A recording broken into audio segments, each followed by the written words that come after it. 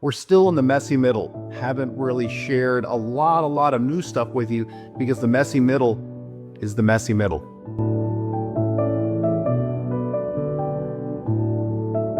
We're here in the messy middle.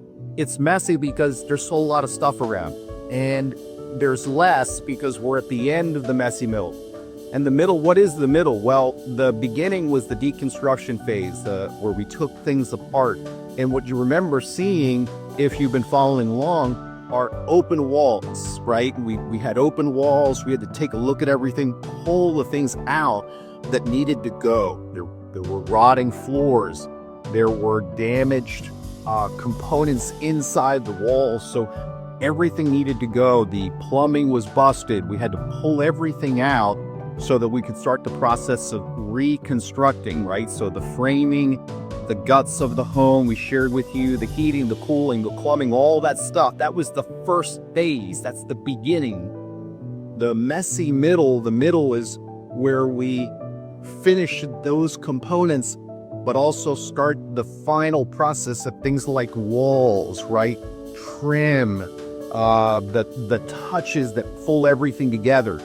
That is, in some respects, finish work, but there's an overlap where you've got this, the construction is coming forward. So the first part, the deconstruction and the reconstruction, the framing, the building, that part is over, but we're not quite to the point where things like cabinetry and vanity sinks and plumbing fixtures and all those things go in, the pretty stuff that we see in a home when it's done.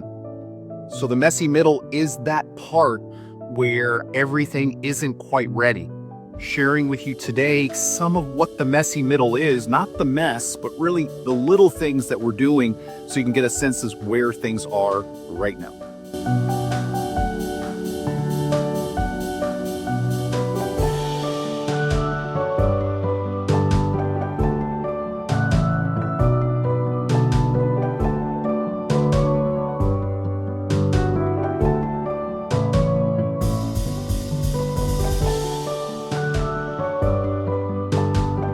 We're going to talk a little messy middle here in the foyer and spend just a little bit of time in this spot because it gives you a really good sense as to the details and why the middle takes time.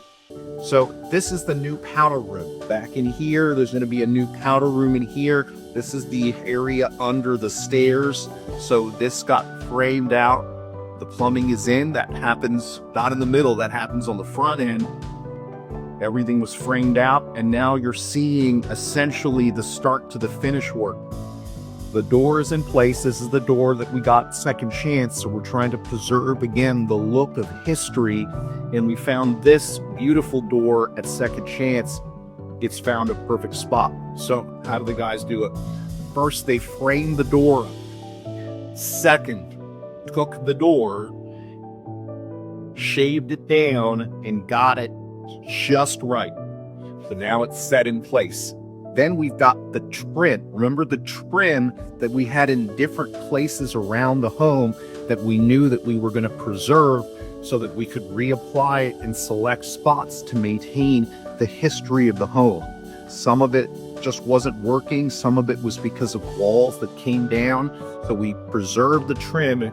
This is where it goes. So they did a really nice job bringing the trim up and across using the rosettes. These will get scraped. These will get caulked. The guys have already done a great job with starting to work on the trim in different spots of the home. This is the before, essentially placed on the wall before they start to do the intricate work that is the caulking and sealing, the scraping and the preparing of the moldings of the trim before it gets painted. And you can see this is getting close to a finished powder room.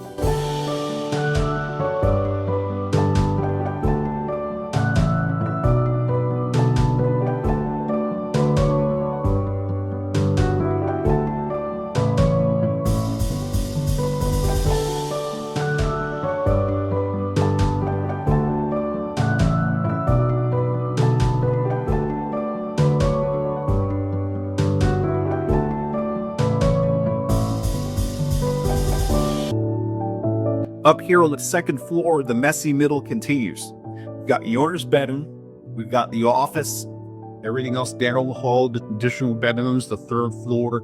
The doors are in place. So we've got the doors now in place. We're going to share a little bit more with you on the hinges in a minute. You can see that the trim work we're talking about downstairs with the powder room, the trim work is in place.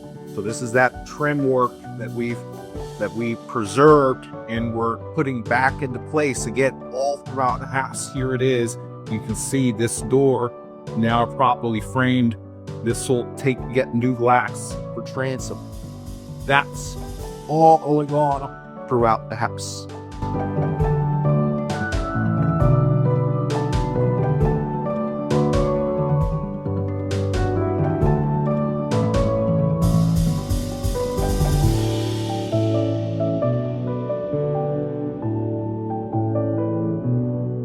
Here in Aviana's room, we'll tell you about the hinges, because it's not just the door, it's also about how it swings, and the hinges were a mess throughout. Again, it's an 1890 home, 135-year-old hinges. So we found some new hinges, and this is what we did. These vintage hinges, which we found match the historic look, actually almost identical to the hinges that we found here at Braemar. Very good historic replicas, and these are being installed throughout the home.